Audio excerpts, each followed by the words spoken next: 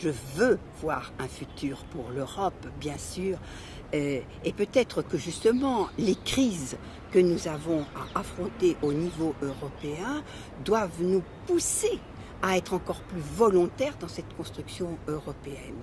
La lutte contre le terrorisme, le besoin de sécurité, la prise en compte des migrants, la défense des libertés et de la démocratie, y compris sur notre territoire européen, liberté et démocratie auxquelles nous sommes extrêmement attachés, tout cela demande encore plus de volonté européenne. Moi, je voudrais vous dire quelque chose, c'est que toutes nos études montrent qu'aujourd'hui, les grandes décisions qui concernent l'ensemble du monde sont prises au G20. Et au G20, il y a 4 grands pays européens qui siègent. Il y a l'Allemagne, la France, la Grande-Bretagne et l'Italie.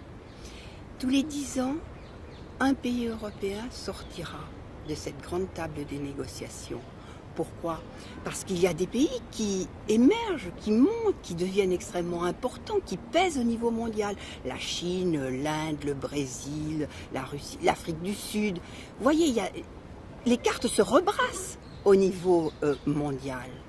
Si nous ne sommes pas capables d'être européens ensemble, alors toutes les grandes décisions qui se prennent au niveau mondial, l'énergie, la recherche, l'innovation, l'environnement, toutes ces grandes décisions se prendraient sans les Européens, sans les 500 millions d'Européens. Vous riez, c'est pas ma vision de l'Europe.